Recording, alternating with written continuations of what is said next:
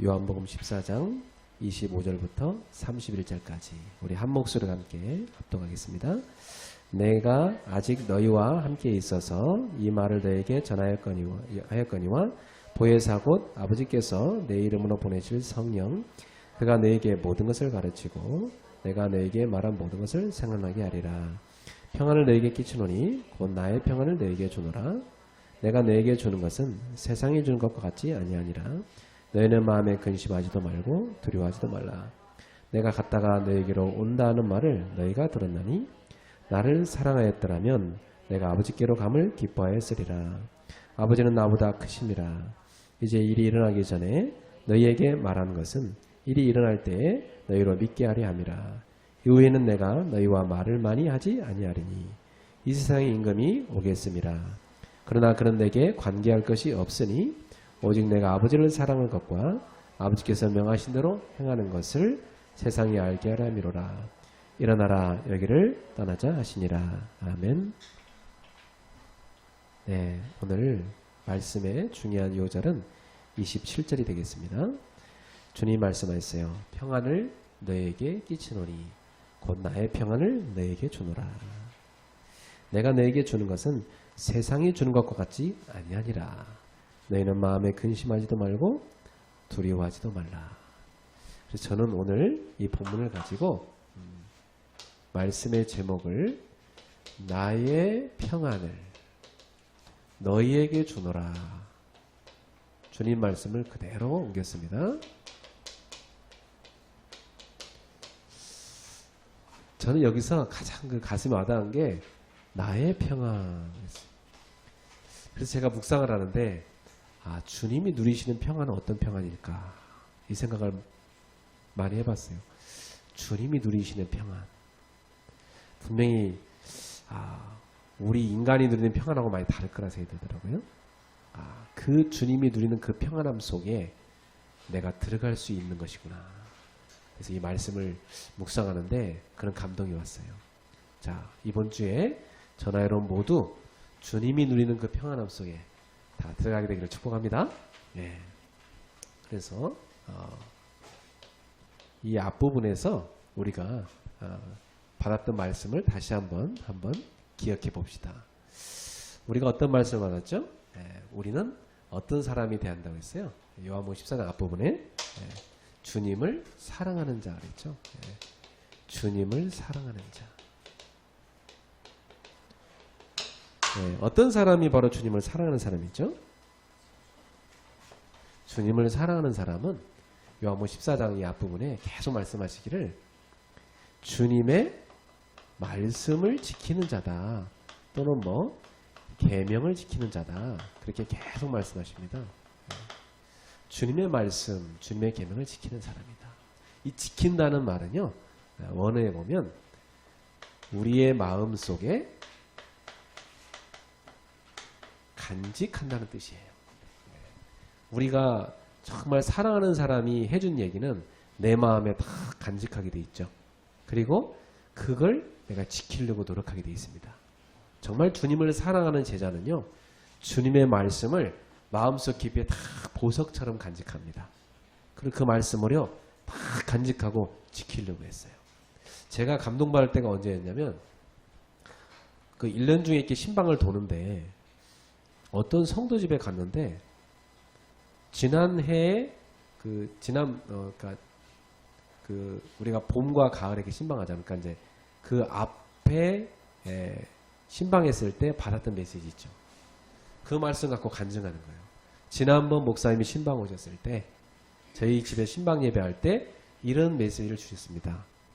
그런데 그 말씀을 붙잡고 제가 이렇게 기도를 했는데 그리고 그 말씀을 갖고 믿음으로 이렇게 살았는데 하나님이 그 말씀을 이렇게 성취하셨습니다. 그런 간증을 딱 하는 거예요. 그때 제가요, 야, 이분은 정말 말씀을 붙잡는 분이구나. 또 더 나아가서 이분은 굉장히 주님을 사랑하는 분이구나. 이렇게 느껴졌어요. 그러니까 이 사람은 더 나아가서 주님의 큰 사랑을 받고 있는 사람이구나. 이렇게 와닿았어요. 예. 저는 그런 성도를 볼 때 마음이 얼마나 행복한지 몰라요. 예. 사실은 제가 하는 일이란 것은 여러분이 주님 안에서 참된 복된 삶을 살게 하도록 안내하는 거잖아요. 그런데 그런 성도는 이미 그런 삶을 살고 있는 거예요. 그러니까 성경에서 제자는 누구냐? 이 주님의 말씀을 순종하는 자입니다. 순종한다는 말은 그 말씀을 마음속에 간직하고 그 말씀을 믿음으로 실천하는 제자예요. 이 사람이 바로 순종하는 제자거든요. 주님이 사랑할 수밖에 없는 사람이죠.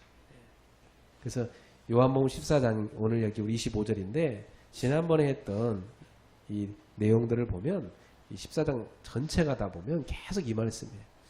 정말 너희가 내 말을 지키느냐? 너희가 정말 나를 사랑하느냐? 그러면 나도 그런 사람을 사랑하고 내 아버지께서도 그 사람을 사랑할 것이다. 사실 믿음이란 게 뭡니까? 우리가 주님의 말씀을 붙잡고 믿는 게 믿음입니다. 믿음의 사람에게 분명히 응답을 주시죠. 지난주에 우리 강단 말씀에 하나님이 주신 말씀 뭐였습니까? 지난주가 우리 교회 추수감사절 절기 예배였죠.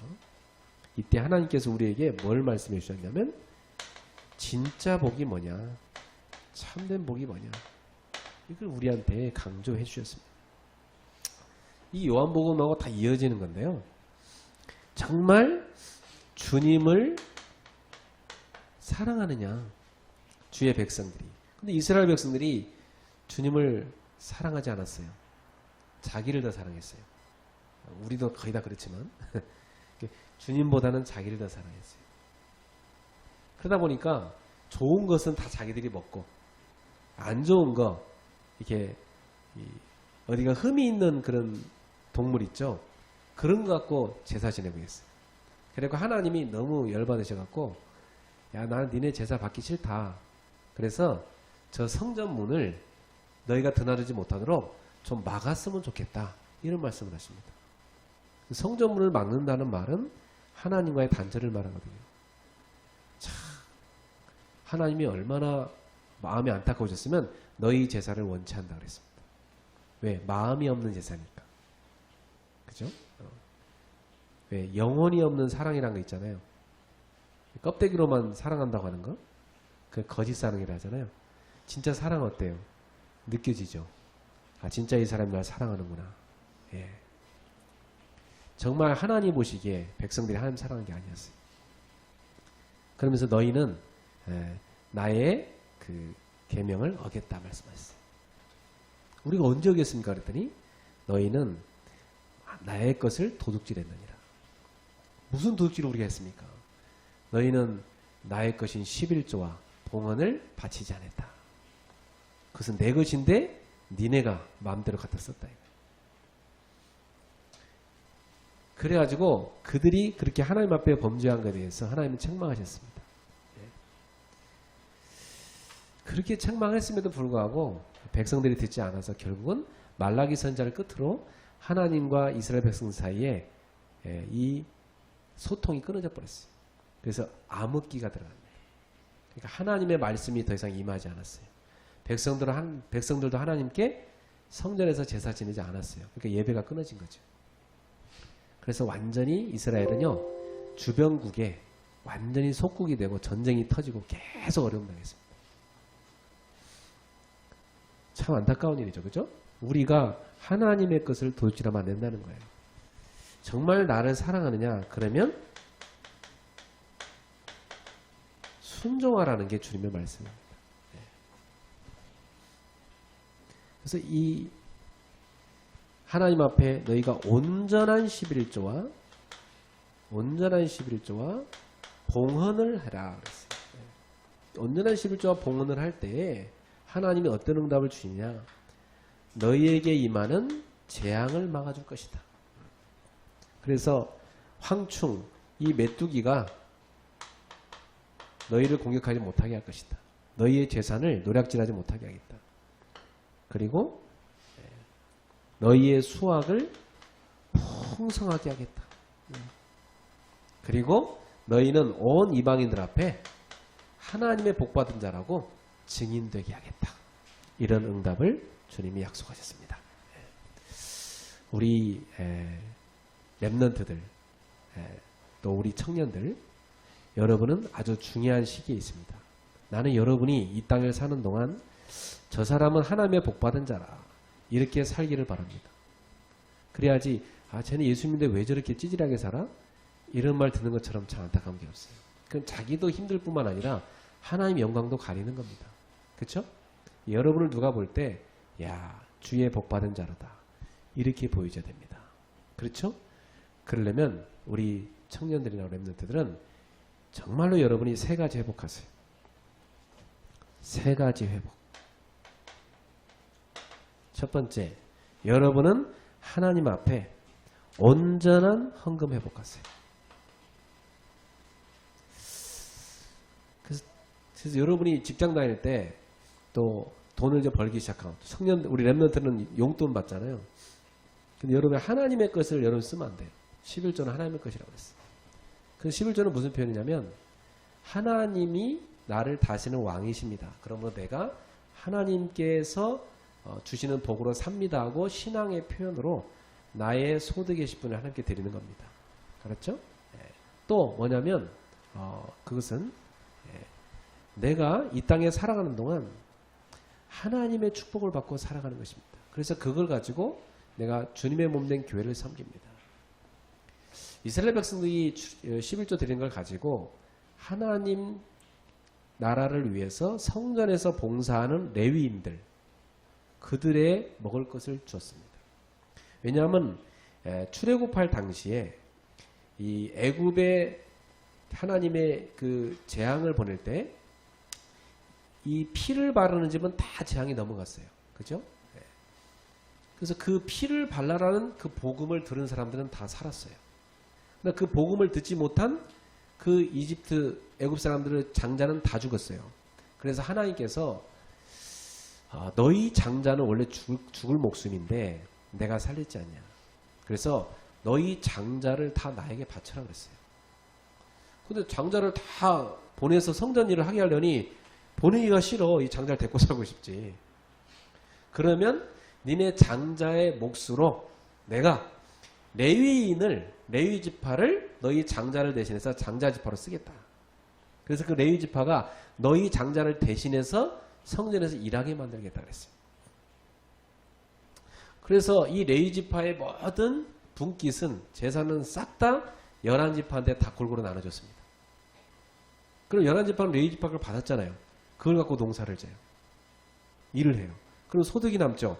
그럼 레위 지파 거 돌려줘야 레위 지파 거니까. 하나님은 레위 지파가 하나님의 것이라고 해요. 레위 지파는 하나님의 분깃으로 먹고 사는 자예요. 그러니까 하나님의 것을 레위 지파한테 줘서 먹고 살게 해요. 그러면 나머지 11지파는 자신들의 11조를 하나님께 바쳐서 그 하나님께 돌아가게 하고 하나님은 그걸 레위 지파한테 줘서 먹게 살게 했어요. 이게 하나님이 하신 하나님 나라를 세우는 법칙이었습니다. 그 오늘날도 여러분 교회가 운영되는 것은 여러분이 하나님께 바쳐진 11조와 헌금을 통해서 교회가 운영이 됩니다. 우리 렘넌트들한테 물어봤어요. 너희 헌금이 어디 쓰이는 거 아니야? 그랬더니 모르겠네요. 그러더라고요. 여러분이 지금 이렇게 따뜻하게 예배드릴 수 있는 거 저렇게 온풍기가 돌아가고 조명이 나오고 이 건물을 우리가 렌트에 쓰고 그죠? 또 목회자가 마음껏 여러분을 목회할 수 있도록 마음껏 뛸 수 있도록 생활비를 주고 그리고 우리 교회가 또 선교하는데 선교비를 보내고 이번에 237 헌금도 여러분이 하셔갖고 우리가 그걸 다 보내드렸어요. 이렇게 우리 모두가 이렇게 한마음 한뜻이 돼서 주의 몸된 교회를 세우는데 그것이 어떻게 운영되느냐? 여러분이 하나님께 바친 헌금 갖고 운영돼요. 그러니까 헌금이야말로 뭐예요? 이게 진짜 세계복음한 겁니다. 이게 전도 성경 거예요. 네. 그래서 성도들은 내가 드리는 헌금으로 교회가 서고 세계복음화 된다. 이 믿음 갖고 여러분은 사명 갖고 헌금하셔야 됩니다. 네. 어떤 사람은 몰라갖고요. 아유 헌금하면 목사님이 다 갖다 쓰는 거 아닙니까? 저 다 안 갖다 써요. 저도 가능하면 교회에 더 내놓으려고 하지 교회 거 잘 안 갖다 쓰려고 합니다. 네. 가능하면 교회라는 뭘 손을 안 벌립니다. 교회는 하나님 나라를 세우는데 쓰임받는 곳이에요. 그리고 여러분이 꼭 회복해야 될 게 봉사 회복하셔야 됩니다. 그래서 하나님이 교회를 섬기라고 여러분 모두에게 직분을 주셨어요. 각각에게. 그래서 그 한 가지씩을 여러분이 갖고 봉사하시기 바랍니다. 세 번째, 내가 있는 현장을 회복하십시오. 여러분이 있는 현장, 학업, 직업, 사업, 거기에서 뭐 하느냐? 여러분이 진짜 전도, 선교할 수 있도록 회복하시기 바랍니다. 이것이 추수감사절에 하나님께서 우리에게 주신 말씀이었어요. 네. 그래서 이것은 사람의 말이 아니고 여러분에게 하나님이 복 주시겠다고 주신 약속이에요. 진짜 복은 뭐냐? 하나님이 나와 함께 하시는 것이다. 이스라엘 백성들은 하나님과 이 순종의 관계가 끊어져 가지고요.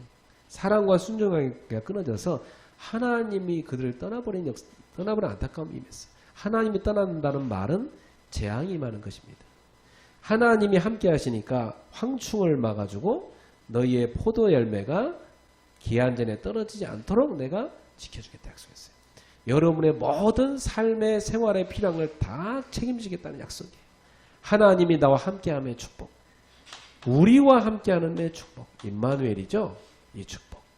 모든 것에 함께 하시겠다는 축복. 원네스죠. 이것이 바로 뭐예요? 하나님 우리한테 준 축복입니다. 이 축복을 누리는 모든 성도 되기를 주 예수의 이름으로 축원합니다. 네. 자, 이 서론을 가지고 오늘 본론으로 가서 주님은 우리에게 주님이 주시는 평안을 받으라고 말씀하십니다. 우리 주님께서 이제 십자가를 지시고 곧 하늘나라로 가시거든요.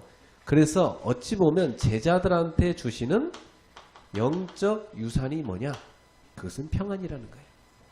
이것은 주님이 가지신 평안인데 세상이 줄 수 없는 평안이라는 거예요. 이걸 여러분한테 약속하셨습니다. 도대체 그 평안은 무엇인가? 오늘 꼭 여러분이 언약으로 붙잡으세요.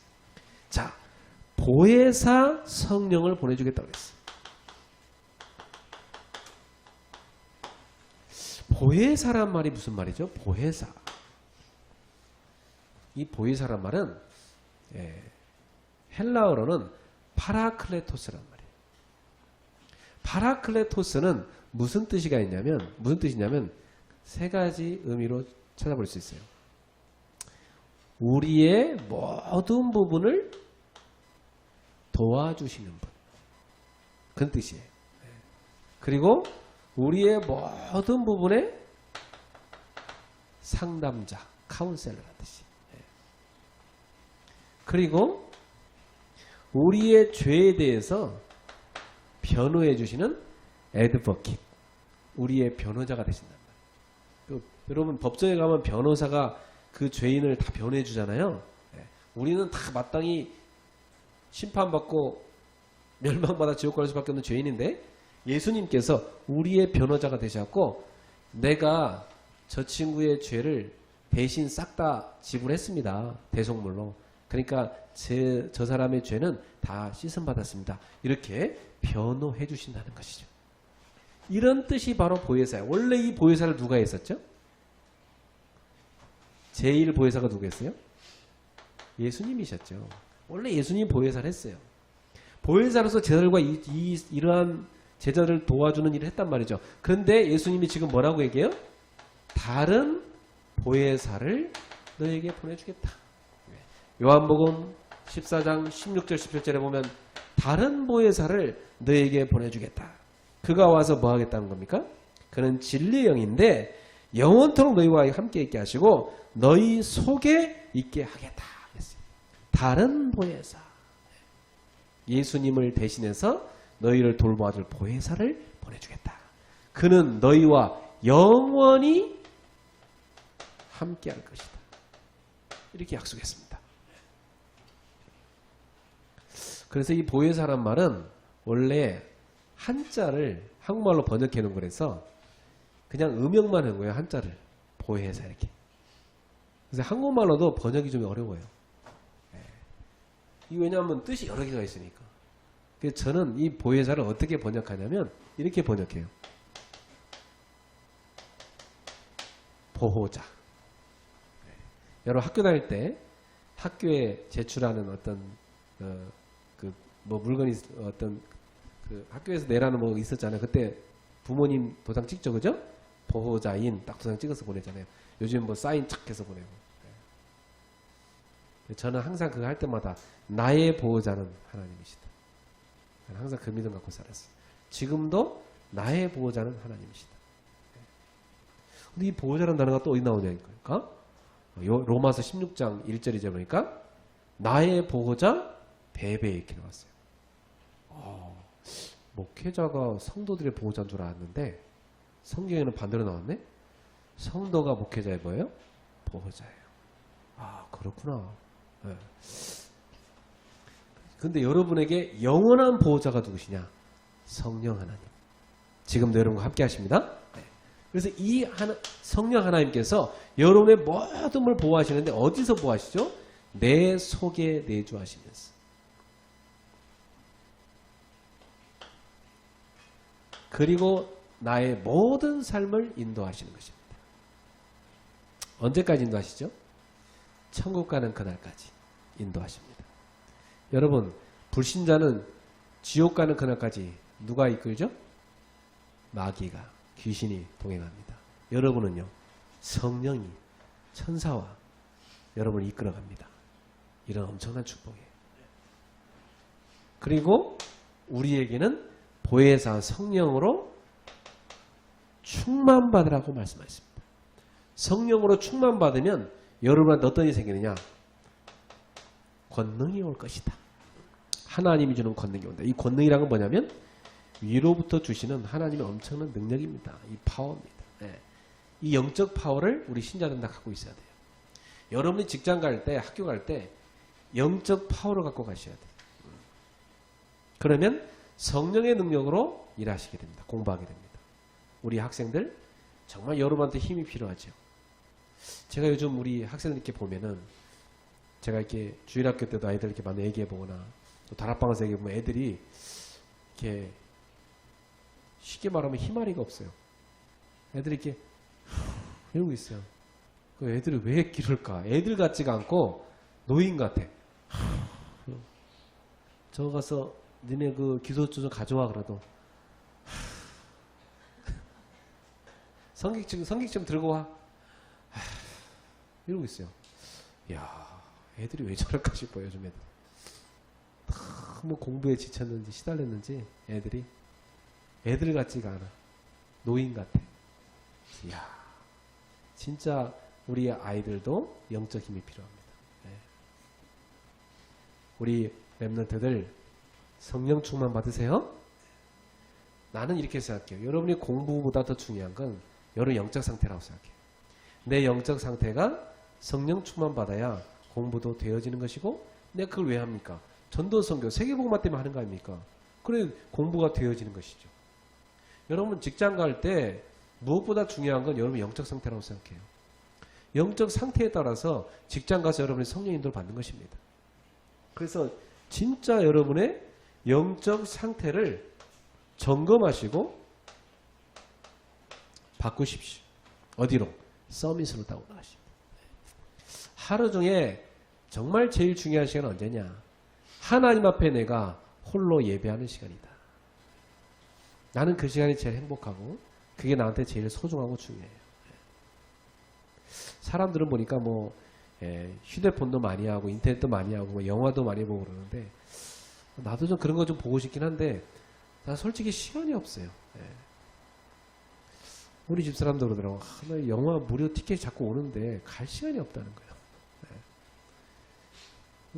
사실은 우리는 그것도 할 수 있어야 되는데 사실은 그걸 못하는 게 잘한 건 아닌데 무엇보다 우리 삶이 영적인 상태를 바로 세우는 게 제일 중요하기 때문에 우리는 그 어떤 것보다 하나님 앞에 예배하고 기도하는 이 시간이 제일 소중한 시간입니다. 하루 중에 꼭 한 번은 여러분이 깊은 시간 갖기를 바랍니다. 밤이 돼도 좋고 아침이 돼도 좋아요. 그 시간을 가지세요. 이때 어떤 응답 받느냐?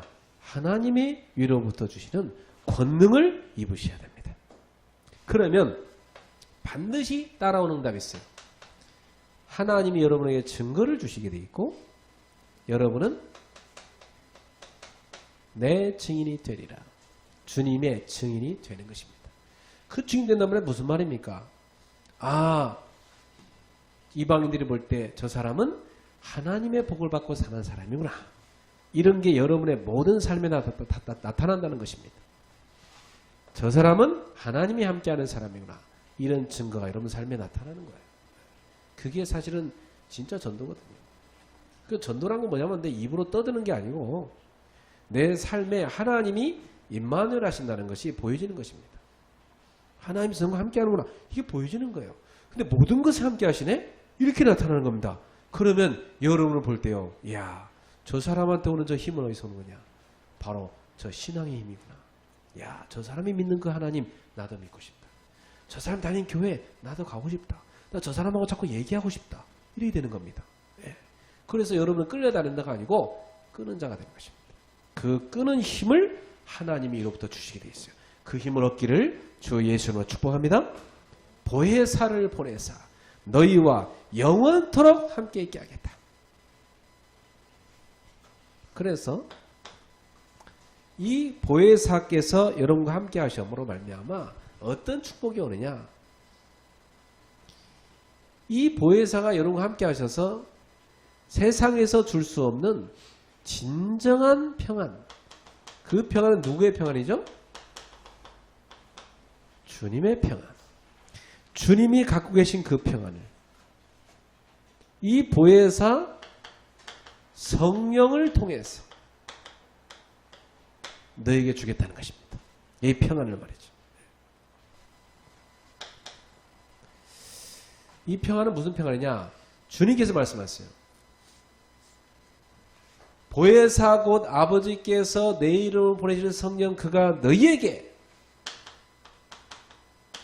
모든 것을 가르쳐 주리라. 네, 여러분 이것까지도 물어봐야 됩니까? 성령님께? 맞습니다. 그것까지도 여쭤봐야 됩니다. 네, 지난번에 제가 그런 얘기를 했죠. 정말 성령의 사람은요. 계란 후라이를 뒤집는 것조차도 기도하면서 합니다. 물론 계란 후라이 잘 뒤집게 달라고 기도하는 그런 말이 아니고 계란 후라이를 뒤집는 순간에도 주님 나와 함께 하심을 기도로 드리라는 겁니다. 순간순간에도. 네. 놓치지 말고. 왜? 모든 것을 가르쳐준다 했잖아요. 모든 걸 가르쳐주겠다. 이 말은 모든 부분에 인도하시겠다. 내 삶의 모든 부분. 그래서 우리 청년들이 좀 취업이 잘 안 되고 하면 답답할 수도 있어요. 그러나 성령 인도 속에 있어요. 내 생각대로 되어지는 게 성령 인도가 아니에요. 하나님의 계획대로 되어지는 게 성령 인도입니다. 나한테 가장 정확하게 응답을 주실 것이기 때문이죠. 내가 너희에 말한 모든 것을 생각나게 하리라. 주님이 해주신 말씀 있죠?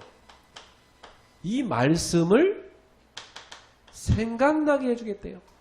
이게 바로 성령 인도받는 비밀입니다. 예. 여러분 중요한 순간에 말씀이 딱 떠오른다. 그게 성령의 사람이에요. 중요한 순간에 막 걱정 염려 확 되고 막 시달린다. 그건요 굉장히 지금 성령을 못 받는 겁니다. 하나님의 자녀는요 성령께서 말씀이 떠오르도록 만드십니다. 그래서 너희는 마음에 근심도 하지 말고 두려워하지도 말라. 그렇죠? 이렇게 완벽한 보혜사 성령님이 나의 삶을 인도하고 계시기 때문입니다. 그래서 이 평안이란 게 뭐냐면 신약의 언어로는 에이레네란 말이고요. 구약의 언어로는 샬롬이란 말이에요. 이게 무슨 말이냐면 이 에이레네란 말은 전쟁이 없어지는 평화를 말합니다. 샬롬이란 말은요. 축복을 말합니다.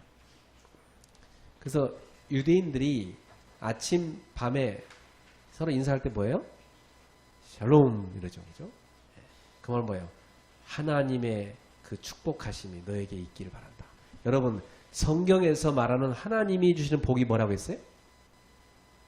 하나님이 너와 함께 하신다. 이거라고 했죠. 그러니까 샬롬이란 말은 뭐예요? 하나님이 너와 함께 하시는 그 참된 복이 너에게 있기를 바란다. 그게 샬롬이에요. 우리 옆 사람한테 한번 샬롬 해봅시다. 샬롬. 샬롬. 우리 정인아 집사님 집에 가면 강아지가 있는데 강아지 이름이 샬롬이에요. 하도 집에 평화가 필요해서 강아지까지 샬롬이라고 부르셨는데 진정한 그 샬롬은 어디서 오죠? 하나님이 주시는 복이기 때문에 하나님께로부터 오죠. 그래서 여러분은 하나님이 주시는 그 샬롬 안에서 누리기는 삶을 살기를 바랍니다. 하나님이 주는 그 샬롬 안에서 그 샬롬이 여러분의 가정에, 여러분의 직장에, 여러분의 내면에 다 누려지길 바라요. 이 에이레나라는 말은 전쟁이 없어지는 걸 말하는데 평화를 말합니다. 그래서 너희에게 외세가 침범해 오지 않고 너희를 전쟁이 없도록 지켜줄 것이다. 그야말로 우리를 이 흑암 세력이 막 공격해 오지만 그 흑암의 세력을 다 꺾어 주실 것이다 이 말이죠. 그런 평안이 여러분에게 누려지는 것입니다. 그 에이레네의 평화, 그 샬롬의 평화 여러분 있기를 바랍니다. 그래서 그 바울이 그 서신서를 쓴 것에 보면 항상 앞부분에 뭐라고요? 주의 은혜와 평강이 너에게 있을지어다. 그렇죠? 그 은혜란 말이 샬롬이란 말이에요. 주님이 너희한테 채우시는 그 은혜로 말미암아 주어지는 복 있죠? 그게 너희한테 있기를 바라고 또 진정한 너에게 평화가 있기를 바란다. 이 축복이 여러분의 삶에 누려지길 바랍니다. 그래서 이 비밀은 몇 가지 의미를 우리가 갖고 있습니다. 이건 이 외부적인 환경이나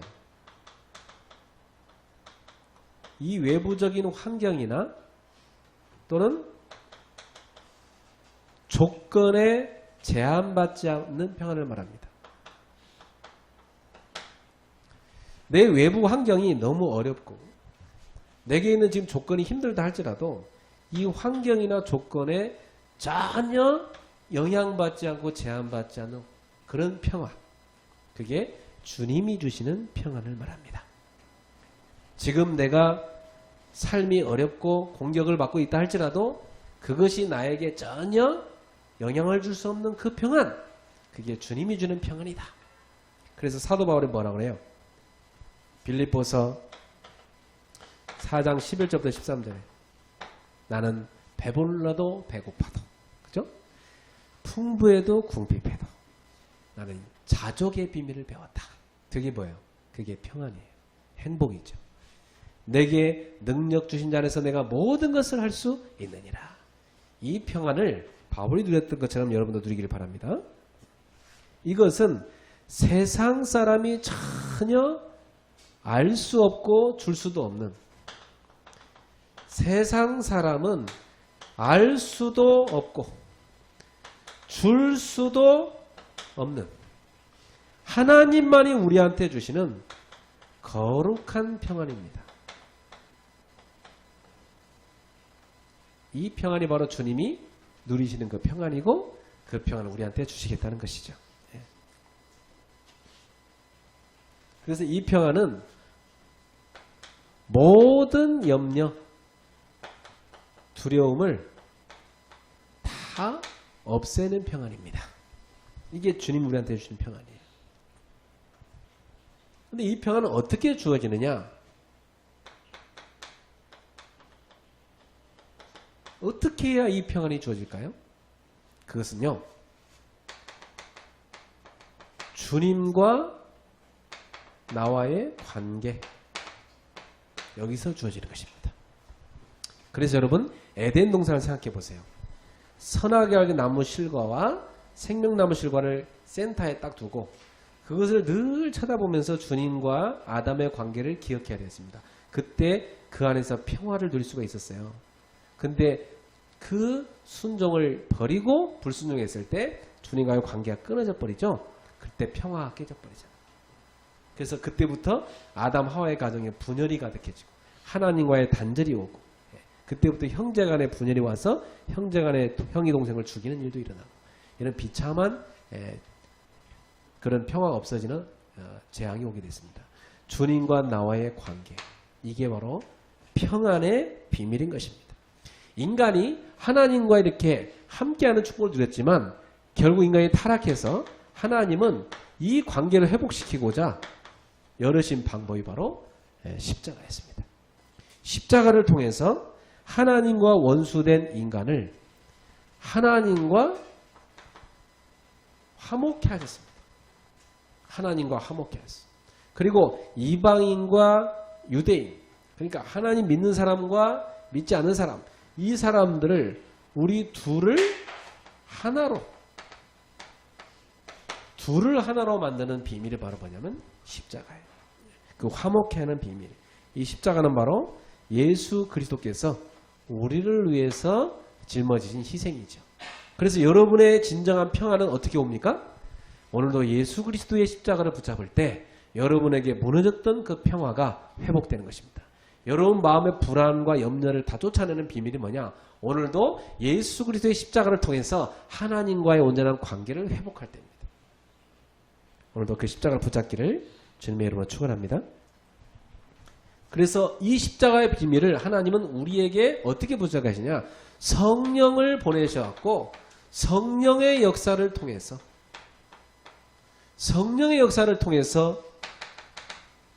주님을 믿게 하고 이 믿음으로 말미암아 하나님이 주시는 이 평안을 얻도록 약속하신 것입니다. 그래서 저와 여러분이 성령의 능력으로 하나님의 자녀가 되어서 이 평안을 누리고 살게 된 것입니다. 그 성령의 능력으로 우리는 또한 하나님의 자녀로서 이제 하나님의 뜻에 순종하며 살 수 있는 것입니다. 하나님의 뜻에 순종함도 성령의 능력으로 여러분한테 이루어지게 되는 것입니다. 하나님과의 온전한 관계를 유지하는 것도 성령의 능력으로 되는 것입니다. 하나님 앞에 여러분이 헌신하는 것도 성령의 능력으로 가는 것입니다. 그래서 불안이 사라지고 완전한 평안을 누리도록 성령께서 역사하심으로 말미암아 여러분은 이 축복 속에서 진정한 형통의 축복을 누리며 살게 되는 것이고, 하나님은 여러분한테 일하는 모든 일이 있는데 로마서 8장 28절에 나온 대로 모든 것을 합력하여 그분의 뜻을 이루십니다. 그게 바로 선을 이룬다는 겁니다. 여러분 이런 일 저런 일 생겨도 걱정하지 마세요. 오늘도 주님과의 관계를 회복하시기 바랍니다. 하나님은 그 관계를 회복할 수 있도록 그리스도를 보내시고 십자가의 대속을 통해서 우리에게 구원의 길을 다 열어놨고, 지금도 여러분 혼자 두지 않고 성령을 보내셔서 여러분에게 역사하고 계십니다. 그 성령께서 여러분에게 말씀 주시고 지금도 하나님의 뜻을 알려주시고 하나님의 말씀에 순종하며 살 수 있도록 여러분에게 힘을 주고 계십니다. 그래서 다른 게 필요한 것이 아니고 오늘도 여러분은 한 가지가 딱 필요한 겁니다.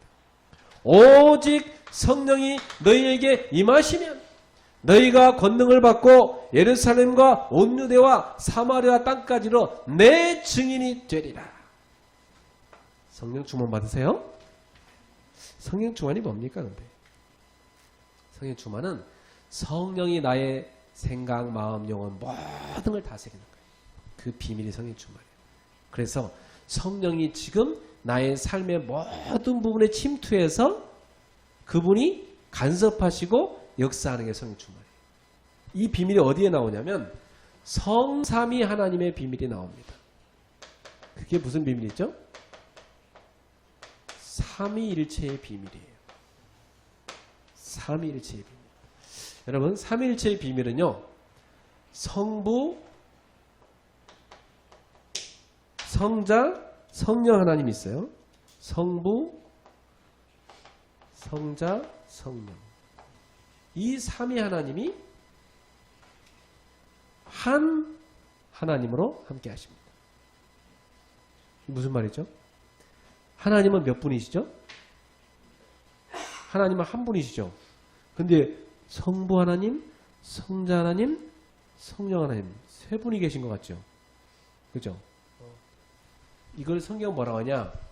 성부, 성자, 성령 하나님이 계신데 이분이 바로 뭐냐? 하나라고 가르칩니다. 하나라. 머리도 이해 안 되죠. 자, 제가 이해시켜 드릴게요. 여러분 안에 성령님이 계시죠? 눈에 보이지 않지만 계시죠? 그 성령님이 여러분 안에서 여러분의 마음 생각에 침투해야 하네요. 침투하시죠? 여러분 마음 생각에 침투하셔서 여러분 죄 지으면 어떻게 해요? 괜히 괴롭게 하시잖아. 그렇죠? 죄 지고도 너무 즐겁다. 그건 성령의 사람이 아니고 성령 없는 사람이고, 성령 있는 사람은요 죄 지으면 괴로워요. 기도 안 하면 어때요? 굉장히 막 영적 힘이 딸리고 힘들어요. 그게 정상이에요. 말씀 막 들으면 힘나요. 성령님이 역사하시면. 성령님이 여러분의 생각, 마음, 삶의 모든 부분을 침투해서 여러분한테 간섭하시고 영향 주는 겁니다. 그게 바로 이 비밀이에요. 그래서 성부, 성자, 성령 하나님은 각각 자리를 갖고 계시지만, 각각의 인격체로 계시지만, 이 하나님은 한 하나님으로 함께 계십니다. 그래서 이것을 쉽게 말하면 영적 유기체라고 설명할 수 있어요. 따라합시다. 영적 유기체. 유기체란 말은 뭐예요? 한 몸이라는 얘기죠. 다 연결돼 갖고. 그래서 바울이 교회를 설명할 때 우리한테 너희는 그리스도의 몸된 뭐다? 지체라고 설명하잖아요. 바로 영적 유기체예요. 성부, 성자, 성령 하나님의 역할이 다 있으세요. 그래서 세 하나님이 계신 거예요. 우리는 기독교는. 근데 한 분이에요. 세 하나님이 계신데 하나예요. 그래서 각각의 역할이 있지만 하나로 계시는 거예요. 저하고 예수님은 각각 있어요. 그죠? 그렇지만 저와 예수님은 어떻게 있어요? 하나로 있어요. 주님이 제 안에 계세요. 제가 주님 안에 있어요. 이해되세요? 눈에 보이지 않는 영적인 비밀이죠. 여러분, 예수님 말씀하셨어요. 내가 아버지 안에, 아버지가 내 안에 계시다 그랬어요. 그 제자들 저기서 이게 무슨 말이야? 뭐 되게 헷갈렸어요. 나중에 알게 될 거라고 했어요. 그럼 뭐라고 했어 또 예수님께서? 너희가 내 안에, 내가 너희 안에 있다. 이것을 너희가 알게 하려고 내가 미리 얘기한다 그랬어요. 그날이 되면 알게 될 것이다. 그래서 제자들은 그때 잘 못 알아듣지만 나중에 알아서 이 복음서를 기록한 겁니다. 여러분, 성부 하나님 속에 성자 하나님이 계세요. 성자 하나님 속에 성부 하나님이 계세요.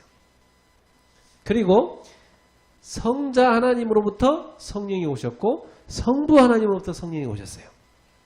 그래서 성령을 누구의 영이라고 그래요? 예수의 영이라고 그러고 아버지의 영이라고 그래요. 그래서 아버지의 영을 받은 사람은 하나님을 뭐라고 부를 수 있어요? 아빠, 아버지라고 부를 수 있어요. 여러분 양자가 된 거니까. 그런데 그 성령을 누구한테 부어준다고 그랬어요? 하나님 자녀 우리에게. 그렇죠. 그럼 우리 안에 누가 들어와 계신 거예요? 성령님 들어와 계신 건데 성령은 성부의 영이요 성자의 영이시니까 성부, 성자, 성령이 우리 안에 들어와 계신 거예요. 그리고 여러분은 삼위일체 하나님이 들어와 계신 거예요. 목사님 나는 도저히 머리가 이해가 안 됩니다. 그런 사람은 괜찮아요. 알았죠? 이건 영적인 비밀이라 생각하시고 성부, 성자, 성령 세 분 하나님이 계신데 하나구나 이렇게 믿으시면 됩니다. 알았죠? 따라합시다. 성부, 성자, 성령 세 분 하나님이 계신데 한 분이다. 하나다. 한 몸이다. 하나다. 이 비밀. 이걸 우리가 뭘로 설명하죠? 원네스로 설명하잖아요. 그렇죠? 이 원네스의 비밀이에요. 그래서 하나님과 나와의 원네스. 그렇죠? 우리는 성령 안에서 서로가 뭐가 되고 있어요? 원네스가 되고 있죠. 우리 모두를 원네스가 되도록 누가 이끌어 가세요? 성령 하나님이. 저를 원네스가 되도록 성령 하나님이 싹 만들어 주시잖아요. 성령이 아니고는 저와 여러분이 원네스가 될 수 없죠. 여러분 옆에 사람도 마찬가지고. 성령의 역사로만이 원네스가 되어져요.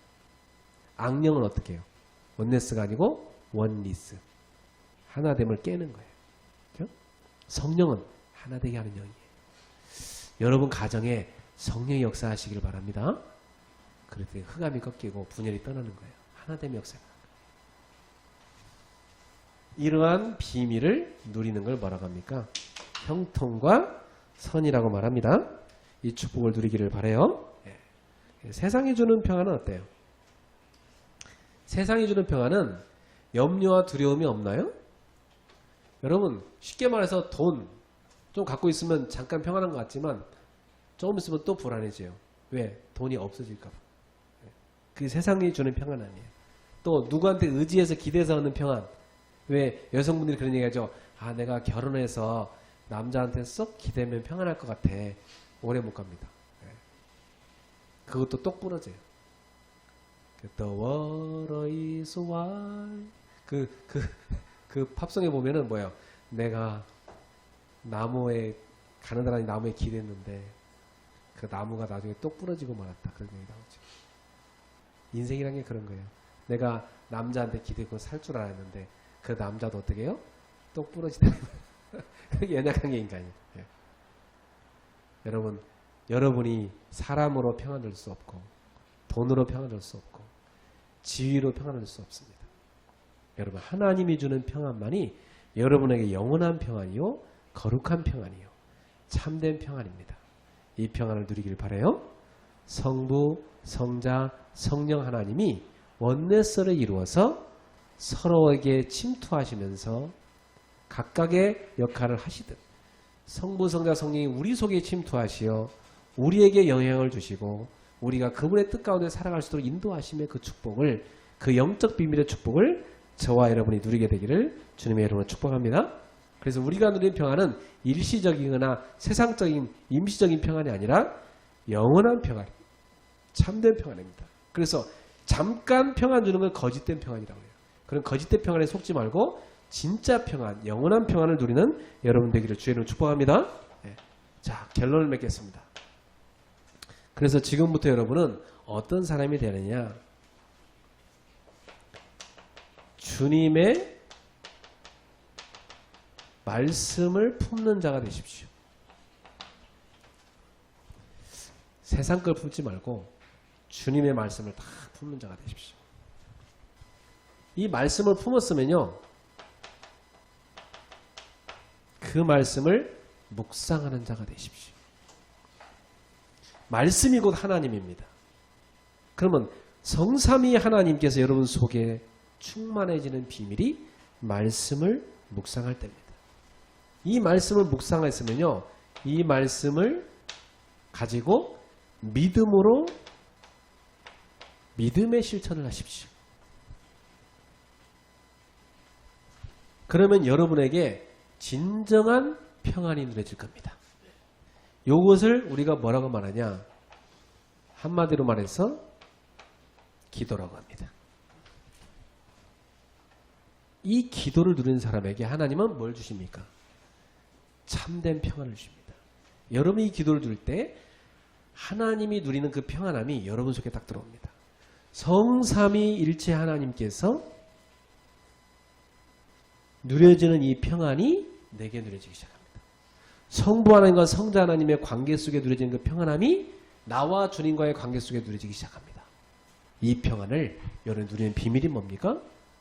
말씀을 마음에 담는 자, 그리고 그 말씀을 묵상하는 자, 주야로 묵상하는 자, 그렇죠? 그리고 그 믿음을 가지고 그 말씀을 살아내는 자, 이 사람에게는 하나님이 주는 형통이 오는데 그게 바로 신앙생활이고 기도인 것입니다. 이런 사람에게는요, 모든 것이 합력하여 선을 이루느니라.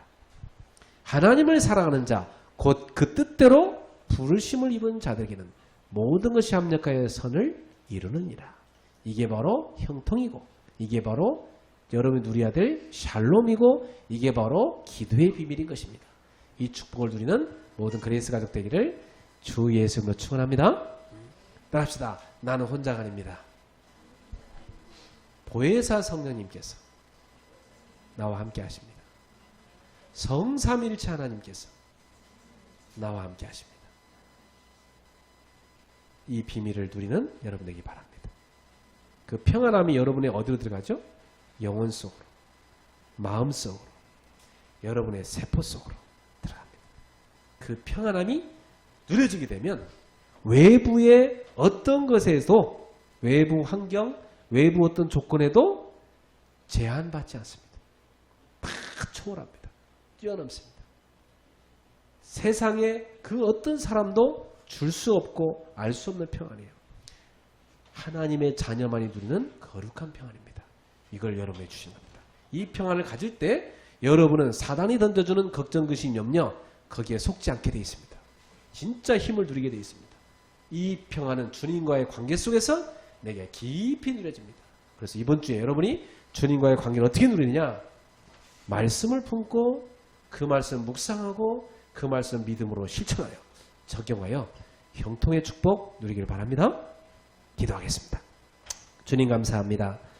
주님이 주시는 그 평안함을 우리에게 약속하셨습니다.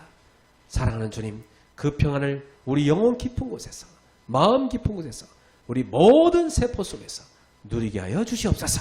그래서 그 평안함으로 우리가 모든 일 가운데 형통의 축복을 누리고 하나님 우리와 함께함의 그 복을 참으로 나타내 보이고 증인으로 살게 하옵소서.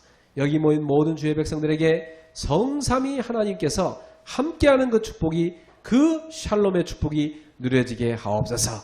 그 샬롬 안에서의 진정한 자유와 평화를 누리도록 역사해 주옵소서. 예수 그리스도의 이름으로 축복하며 기도하옵나이다. 아멘.